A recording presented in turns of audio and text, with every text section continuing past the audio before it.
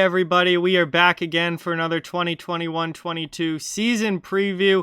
Today we're going to be looking at a very interesting team, the Pittsburgh Penguins, a team that won their division last year but got knocked out in the first round of the playoffs, and then for the most part have had a fairly quiet offseason. There haven't been a ton of changes and certainly not a lot of major changes with the Penguins this offseason. So they're bringing back a very, very similar team this year as to what they had last year. So it's going to be interesting to see where they finish in the Metro and how they stack up against all those other teams in the Metropolitan Division. So before we get into it, I just ask you to please subscribe and hit that thumbs up. It helps out so much and is greatly appreciated. But let's get into it here. Before we look ahead, we're going to take a look back and see how Pittsburgh did last year. They went 37-16-3. 77 points on the season, which was good enough for first place in the East Division. And they were the 1 seed in the East heading into the postseason. The playoffs didn't quite go as well as they had hoped, but nonetheless, they were a very good team in the regular season last year. They scored 3.45 goals per game. They were one of the top offensive teams in the NHL last season. They scored a lot. Almost 3.5 goals per game. Really, really good offensively. And they played pretty solid defensively as well. That was kind of the biggest question I had about, this team in Pittsburgh heading into last year was their defense, and were they going to be able to keep the puck out of their net? Well, they only gave up 2.77 goals against per game, which isn't top of the league or anything like that, but a very solid number. And they, with that good of an offense, they didn't have to have an elite defense. And they played certainly well enough on the back end to be a very good team last year. Their power play was pretty darn good at 23.7% on the man advantage. Obviously, absolutely nothing to complain about there. Really, really good power play for the Penguins. Their penalty kill, however, probably they would have liked to had a little bit better. Only 77.4% on the penalty kill. Ideally, you want that number at 80 or above, and obviously Pittsburgh was not there. So that's definitely an area that they would like to improve this coming season, I would imagine. But all in all, they were a really, really, really solid team last year. Playoffs didn't go so well, but in the regular season, they were one of the best. Now we're going to take a look at what they've done this offseason. Additions and subtractions this offseason for the Penguins. And it hasn't really been that active of an offseason for Pittsburgh. They've kind of kept a lot of the same team. A lot of their moves were depth moves and not, going to be huge game changers for this team. But we'll start on the subtraction side because Jared McGinn was traded to the Toronto Maple Leafs and then subsequently picked in the expansion draft by Seattle. So they will not have Jared McGinn this coming season. So that is definitely a noticeable loss out of their middle six. Another noticeable loss out of their middle six is Brandon Tanev, who was taken by Seattle from Pittsburgh in the expansion draft. That is definitely going to leave a little bit of a mark on their lineup. And defenseman Cody Ceci left in free agency for the Edmonton Oilers. So those three losses are definitely going to play a role in this roster this coming year, and they're going to be noticeable. I mean, those are three players that were, pretty important NHL guys last year that will not be with the team this year. They also lost quite a few depth guys: Frederick Gaudreau, Colton Sevier, Mark Jankowski, Pontus Aberg, and defenseman Yannick Weber, all no longer with the team. And there were some more depth guys as well that could have been added to the list. Switching over now to the addition side of things, They've only really made a few at the NHL level. They've made some more depth moves beyond what I have listed here. But as far as guys that are probably going to, play regular games in the NHL, there really weren't that many. Brock Mcginn, I think, was the biggest one. And Brock Mcginn, to me, is a direct replacement for Brandon Tanev. He's coming in from the Carolina Hurricanes. He's an energy player. He can chip in offensively, but he really makes his money being a grinder and energy guy. And Tanev going to Seattle, he is a direct replacement for Brandon Tanev. They also brought in Danton Heinen, who was not brought back by the Anaheim Ducks. So Danton Heinen will come in and have a chance to play probably a third-line role for this team as a secondary scorer. And really beyond that, there's nobody else that they brought in that's really guaranteed an NHL position. Dominic Simone obviously has played in Pittsburgh before, has kind of bounced around a little bit. He'll be a depth guy for the most part. Louis Domingue, he'll be a depth guy. It's probably their third goaltender this year behind Tristan Gerry and Casey DeSmith. And there have been some other additions as well, like Taylor Fadoon, a depth defenseman that they brought in, but he's not likely to start the season in the NHL, so I didn't really list him there because those are more AHL moves.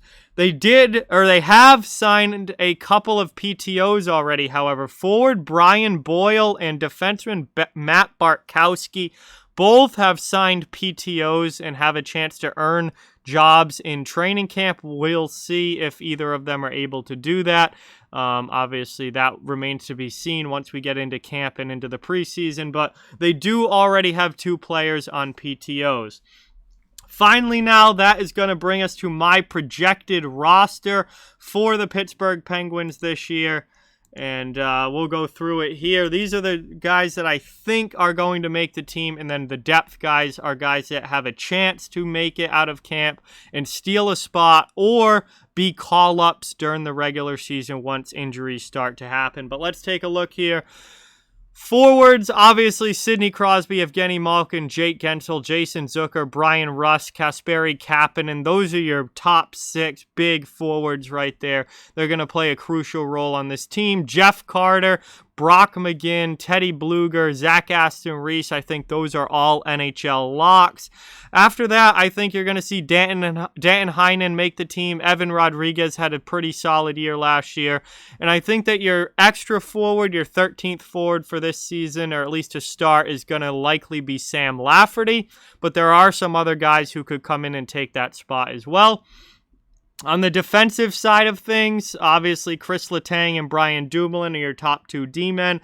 Mike Matheson and John Marino return, and they're likely going to round out the top 4. Marcus Pettersson, Mark Friedman are, I think, your 5 and 6 right now. And then Chad Ruhwedel could be the number 7. But there's one guy in particular that I think could possibly steal a defense spot that is listed under the depth, and we'll talk about that when we get there. In goal, obviously, I think it's going to be, once again, Tristan Jarry and Casey DeSmith as your goaltending tandem.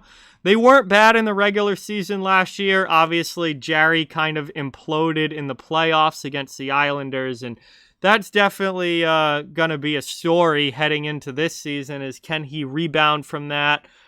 Is he a goaltender that you can trust in the playoffs? But I certainly expect Jarry and DeSmith to be the starting tandem again for the Penguins.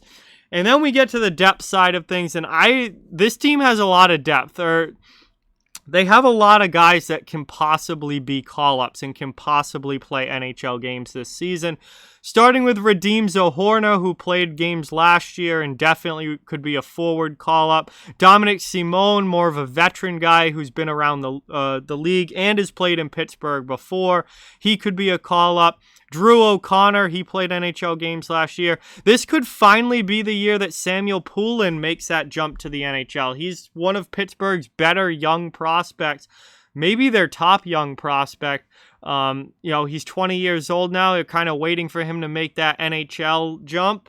that could possibly happen this year. He could certainly get games. Anthony Angelo is another guy who's, kind of, if you're looking for a fourth liner, he's played NHL games in the past and has been a call-up for them, so you'll probably see that again. But the most interesting guy to me of all of these depth guys comes on the back end, and it's Pierre-Olivier Joseph. P.O. Joseph, I really think, has a chance to steal a roster spot out of training camp, and I certainly think he's going to play NHL games this year. It's just going to be a question of whether he makes the team right away or if he's a call-up later in the season once injuries start to happen and whatnot. But I absolutely expect Joseph to be playing NHL games this season, and I really think he has the chance to steal a roster spot from a guy like Chad Ruhwedel or Mark Friedman or even Marcus Pettersson. I think Joseph absolutely can make the NHL roster this year right out of the gate and could become a constant in their top six this year. So he's definitely one to watch in training camp. Other depth defensemen they have, Juuso Riikola, who could be a call-up if need be. Taylor Fedun, another more veteran guy. If you're looking for that in your call-up, you could get Fedun. And then Louis Domingue is the third goaltender. He just was signed by Pittsburgh. And I don't think he's going to take a spot from Gerry or DeSmith, but I do think he'll be the third goaltender so that if either of those two get injured, he will get NHL time. But that is my projected roster for the Pittsburgh Penguins here. I don't think there's a ton up for grabs, but I do think that maybe some of those depth forward spots could be taken in camp by somebody that may not be expected right now. And on the back end, I think P.O. Joseph is going to be going for a job in training camp and could knock one of these top 7 that I have listed out and take their spot. But other than that, I don't think there's going to be much changing in Pittsburgh. So looking at the Pittsburgh Penguins here, I think the big question is, what is this team going to be? They were very good in the regular season last year. Then playoffs didn't go all that well. I've learned my lesson betting against the Pittsburgh Penguins. It seems like as long as they have Crosby, Malkin, and Letang in a decent team around them, then they're going to be a good team. They're going to be a playoff team. Everyone seems to be kind of waiting for when things are going to fall back and when Pittsburgh's going to drop off, but it hasn't happened yet. So I think until it happens, it's going to be really hard to kind of guess and try and predict when it is going to happen. I think they're still a very solid team. Now, the division they play in is going to be extremely competitive. There's a lot of good teams in the Metro. There's a lot of very evenly matched teams, I think, in the Metro. It's not that the Metro teams are the best in the league or anything like that. It's just that they're also evenly matched. You could finish first in that division, or you could finish sixth in that division, and there's very little separating them other than just execution and how they play over the course of the season. And I think it's going to be a very interesting division to watch, and it's going to be a lot of fun this year to see where these teams finish up, because you've got some teams kind of coming into the fold, like New Jersey and the Rangers, who are trying to make a significant jump up, and if they jump up in the standings, somebody's got to come down in the standings, and who's it going to be? Is it going to be the Islanders? Is it going to be the Penguins? Is it going to be the Capitals? Is it going to be the Hurricanes? Who is it going to be? For somebody to move up, somebody has to move down. And I think that is the big question with the Metropolitan Division as a whole this year, is who's moving up and who's moving down. So, it's going to be really interesting to watch Pittsburgh this year. Again, I think they're a good team. They should make the playoffs, barring any major injuries. I think things could significantly change if you lose, say, Tristan Jarry for 4 months. Then that changes things. If Sidney Crosby or Evgeny Malkin go down for 2, 3, 4 months, now you're looking at a different story here with Pittsburgh. Chris Letang, that defense is in big trouble if they happen to lose Chris Letang for an extended period of time. So there are things that can happen that can change the year, obviously, and that goes for every team. But right now, Pittsburgh, I still think, should be a very solid team in the Metro. But That's it for my season preview for the Pittsburgh Penguins. Don't forget to like, comment, share, subscribe, follow on social media. All those links are in the description. If you'd like to further support the channel, our merch store, memberships, and donation link are down in the description as well. Keep spreading the word about this channel. Let's keep this thing growing. Thank you so much for watching. Hope you enjoyed, and I'll talk to you guys soon.